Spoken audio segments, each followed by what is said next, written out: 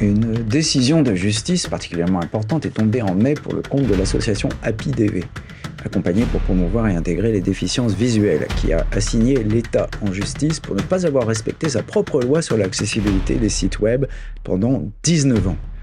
Nous avons interviewé Pierre Maragou, président d'HappyDV, et Edouard Bédaride, entrepreneur membre d'Intérêt à Agir.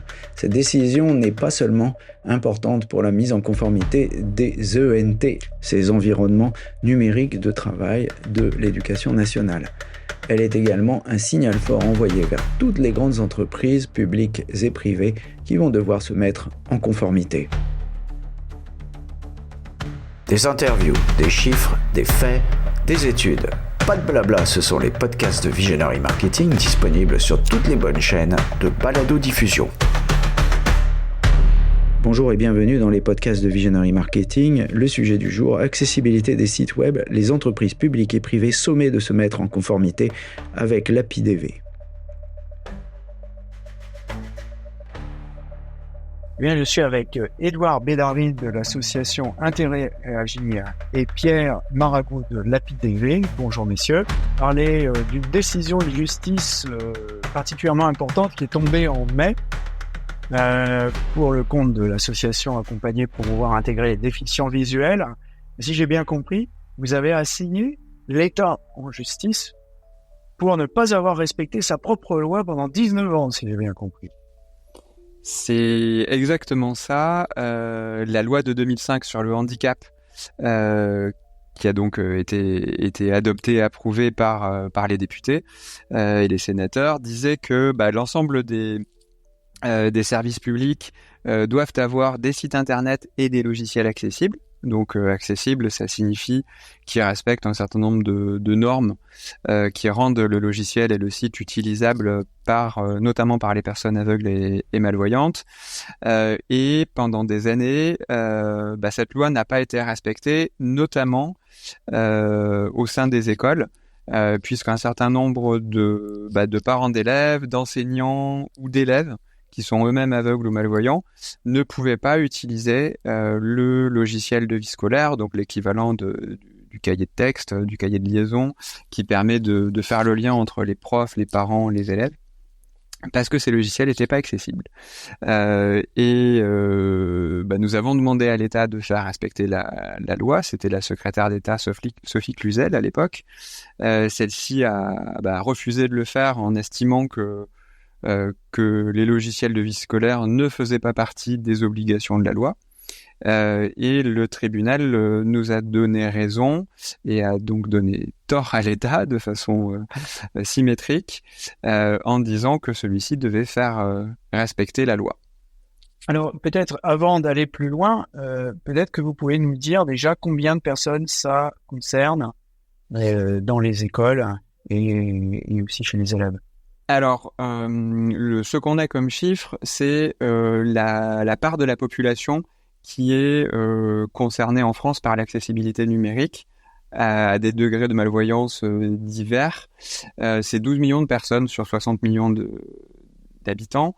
On n'a en revanche pas de statistiques sur le nombre d'enseignants aveugles et sur le nombre d'élèves aveugles parce que c'est des statistiques qu'on n'a pas le droit d'avoir, mais quand on regarde le nombre d'écoles où ce type de logiciel est utilisé, c'est à peu plus de 80% des collèges et des lycées qui utilisent ce type de logiciel.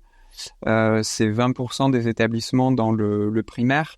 Donc quand on se voit que l'accessibilité numérique concerne un cinquième de la population, ça représente un nombre de personnes significatif.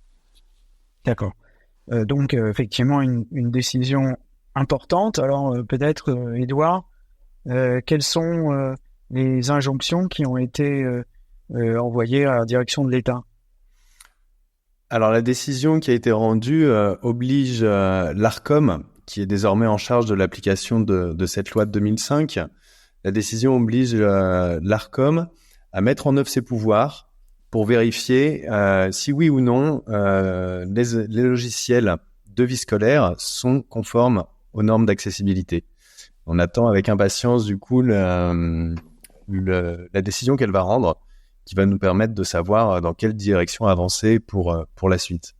Et si vous permettez, juste pour rebondir sur la question précédente, moi j'ai pour habitude d'ajouter que la vue, c'est un sens qui est partagé par l'intégralité de la population. Et on est quand même beaucoup à porter des lunettes et on est de plus en plus nombreux à être atteints de la fameuse DMLA. Donc l'accessibilité numérique, elle nous pend au nez, si vous permettez, à tous, tôt ou tard. Oui, en tant que heureux possesseur de lunettes depuis près de 60 ans et à -6, -7, je pense que je vois très bien ce que vous voulez dire. Donc une décision importante. Maintenant, on voit que ça concerne beaucoup de gens, qu'il y a eu un long temps de procrastination quand même, 19 ans, ça fait quand même assez long pour une loi. Alors maintenant, la question qui tue, qu'est-ce qui se passe? Qu'est-ce qui se passe? Eh bien, la décision de l'Arcom va nous permettre justement de savoir. Il est évidemment très probable, puisque c'était dans ce sens-là qu'était orientée la rédaction du jugement obtenu, que l'Arcom souligne à son tour les carences et qu'elle formule des injonctions pour les corriger, pour les combler. Ce qui veut dire que la balle va être dans le camp de tous les acteurs, de tous les développeurs assujettis à cette loi. Je veux dire par là tout le secteur public et toutes les entreprises qui ont un chiffre d'affaires supérieur à 250 millions d'euros vont devoir être particulièrement vigilants pour que leur site soit enfin accessible à tous. On rappelle quand même pour les auditeurs qui ne savent pas que l'Arcom est une entité indépendante, parce que quand même... Absolument. Indépendante et en charge de, en fait, c'est l'autorité de régulation des communications et du numérique. Bien. Alors, on s'attend, quand est-ce qu'on aura une réponse sur tout ça? Quand est-ce qu'on saura si cette loi, si on a attendu 19 ans pour quelque chose? Alors, la suite du processus, elle dépend pas que de l'Arcom, elle va dépendre aussi de la rapidité avec laquelle les entreprises mettent en œuvre des corrections. Aujourd'hui, ce que l'Arcom a fait suite à cette première décision, c'est de saisir les entreprises qui développent des logiciels de vie scolaire et les pouvoirs publics en leur demandant quelles étaient les mesures qu'elles allaient prendre pour combler ce manque d'accessibilité. Donc concrètement, ça va dépendre de la nature de la réponse et de la rapidité de la réponse. Le cas le plus simple à expliquer, c'est en cas d'inaction totale des structures qui sont visées, l'Arcom peut aller jusqu'à prononcer des sanctions. Mais pour le coup, c'est un calendrier là qui va dépendre à la fois de l'Arcom et des entreprises. Évidemment, nous on reste extrêmement vigilants de façon à faire avancer le plus vite possible ces sujets-là. En gros, il faut attendre. Ah oui, mais plus tellement forcément, parce que la présentation que vous donne Pierre, c'est sur le temps long, si je puis dire, mais concernant la procédure qui nous intéresse, actuellement, l'Arcom a elle-même laissé un délai jusque tout début novembre aux entreprises concernées pour répondre aux sollicitations que l'Arcom leur a formulées. Donc, dès début novembre prochain, on va avoir une nouvelle étape. D'accord. Écoutez, on pourra faire le point d'ici quelques temps. Juste une petite conclusion. Tout le monde n'est pas à la tête d'une entreprise de 250 millions d'euros. Est-ce que le créateur de sites web, y compris les créateurs de contenu comme nous, tombent aussi sous le coup de cette loi? Et non. Mais non, tout simplement parce que la loi prévoit des critères, comme vous les avez rappelés, très larges pour cibler les acteurs qui ont un impact maximal. Et c'est la raison pour laquelle nous nous sommes dirigés vers la mission de service public de l'éducation, puisque on le sait très bien, ce qui se passe à l'école, c'est le futur en puissance.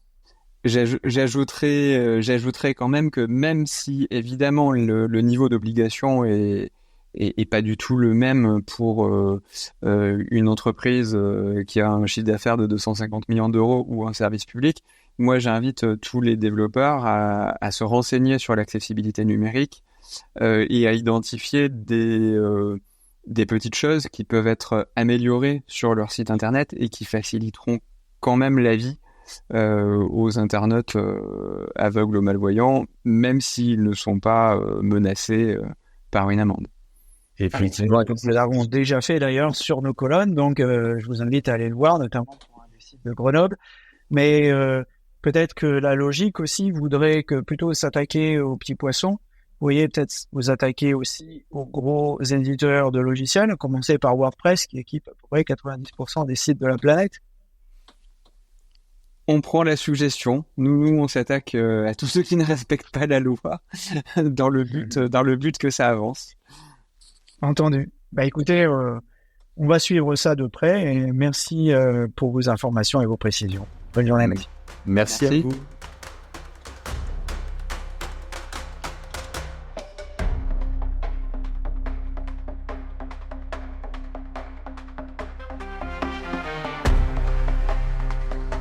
Surtout, n'oubliez pas de mettre une bonne note à ce podcast si vous l'avez apprécié.